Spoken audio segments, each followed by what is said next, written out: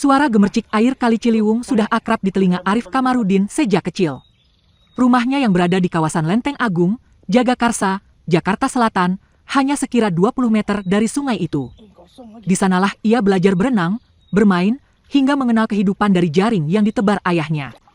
Pagi itu, air Kali Ciliwung mengalir tenang.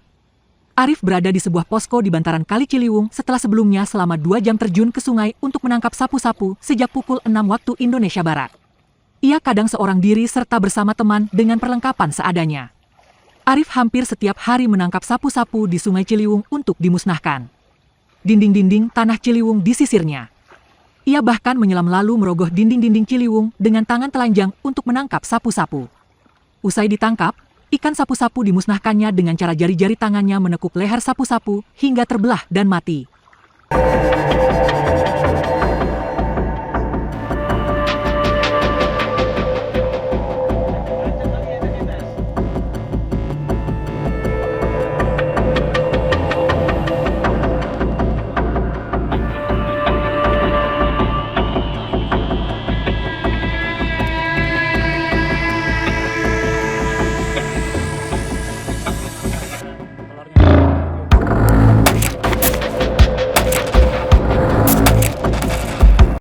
Sebelumnya perkenalkan, nama saya Arif Kamarudin, umur saya 34 tahun, saya dari Lenteng Agung dan saya konten kreator yang membahas ekosistem di Kali Ciliwung ya. Kalau nanya awal mula saya kenapa membahas sapu-sapu, sebenarnya kita harus tarik jauh ya, pas saya masih kecil dulu kan. Dulu saya memang dari lahir di sini. Dari dulu saya sering ngikut bapak saya ngejala pas saya masih kecil, nah itu. Pas dulu saya kecil itu ikan asli ada, cuman sapu-sapu tetap banyak juga. Nah sekarang nih pas saya udah gede, malah lebih parah nih, ikan asli hampir jarang banget kita temuin. Malah sapu-sapu semua nih, setiap ngejala sapu-sapu mulu gitu. Akhirnya saya kan berpikir tuh, kok kenapa sih bisa begini? Nah disitulah saya pelajari, baru saya tahu ternyata ikan sapu-sapu itu ternyata invasif, buruk untuk ekosistem. Bukan asli Indonesia gitu kan. Kalau ngomong masalah konten kreator, saya sudah mulai bikin konten itu sejak 2019. Dan awal saya bikin konten memang membahas tentang Kali Ciliwung gitu kan, sampai sekarang lah gitu.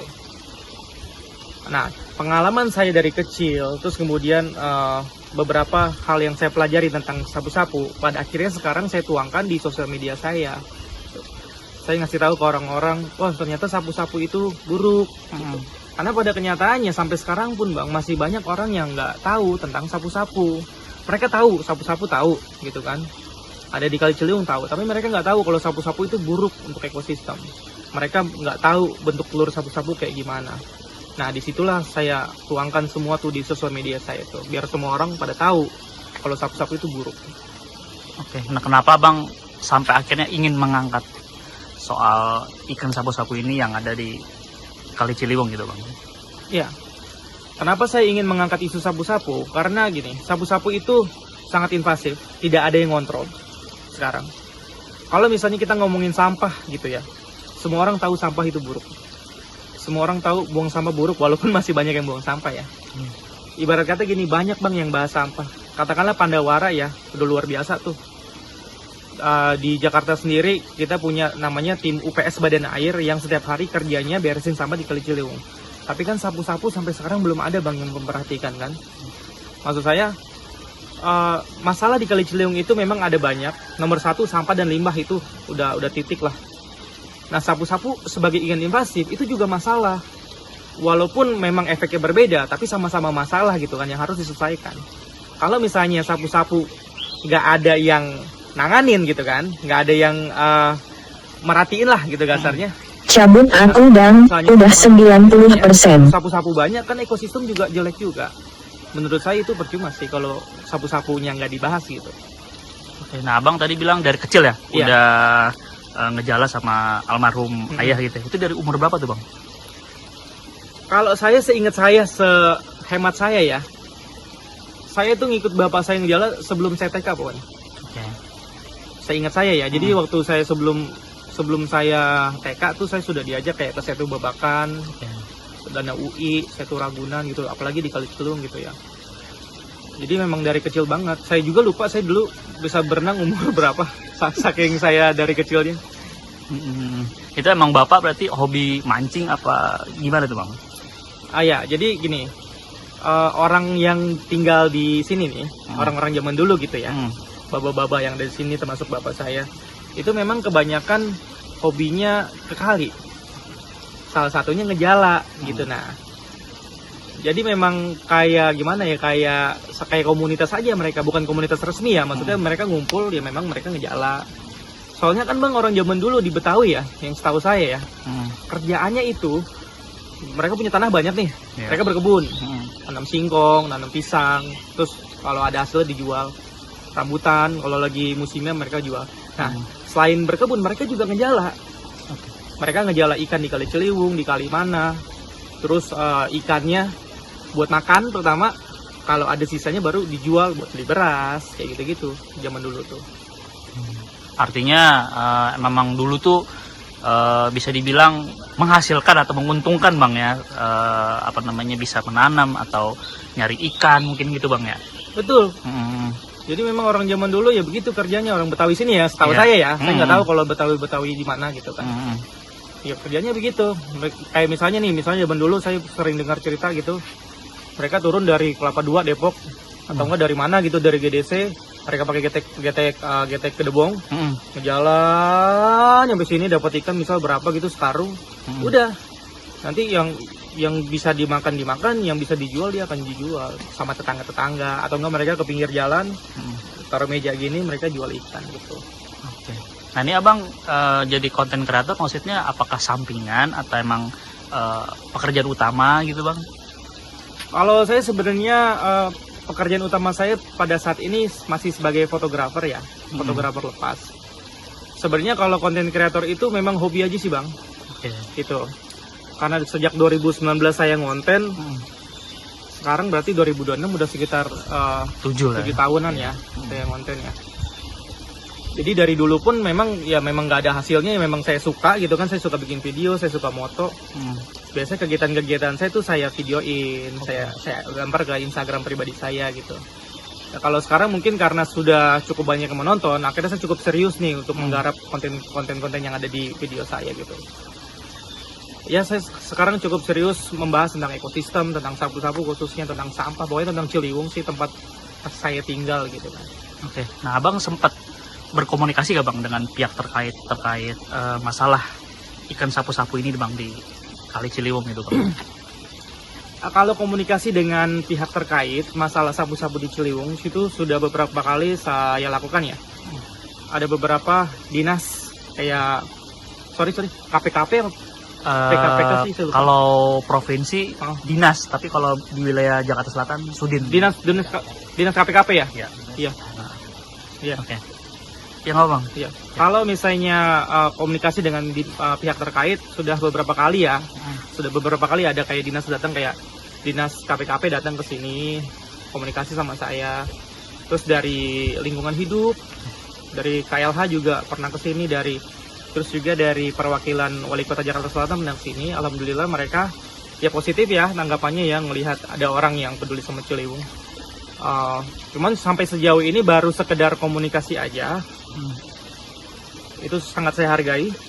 Tapi harapan saya ke depannya adalah bukan hanya sekedar komunikasi, tapi ada action ke depan gitu kan. Karena saya pribadi di sini jujur aja, saya ini cuman orang biasa gitu kan, orang lapangan. Saya tahu kondisi lapangan seperti apa.